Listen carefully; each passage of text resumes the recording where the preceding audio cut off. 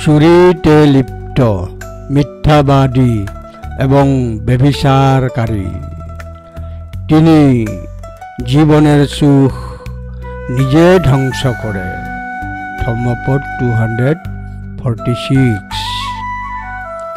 এই পৃথিবীতে যদি একজন ব্যক্তি মিথ্যা কথা বলে, যা দেওয়া হয়নি তা গ্রহণ করে এবং ব্যভিচার করে, অন্য পুরুষের স্ত্রীর কাছে যায়, জীবনকে ধ্বংস করে, তিনি নিজের জীবনের সুখ নিজে ধ্বংস করে।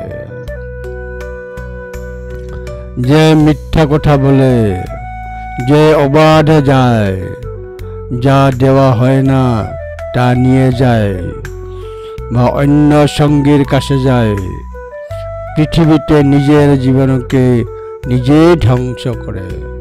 ধম্মপদ 246।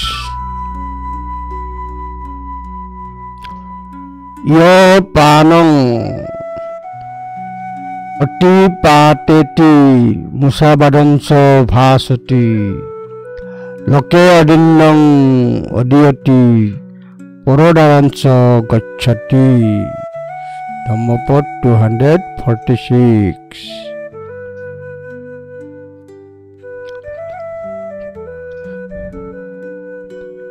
পানং অতিপাতেতি মুসাবাদঞ্চ ভাসতি লোকে অদিন্যং অদিয়তি পরদারাঞ্চ গচ্ছতি। ধম্মপদ 246।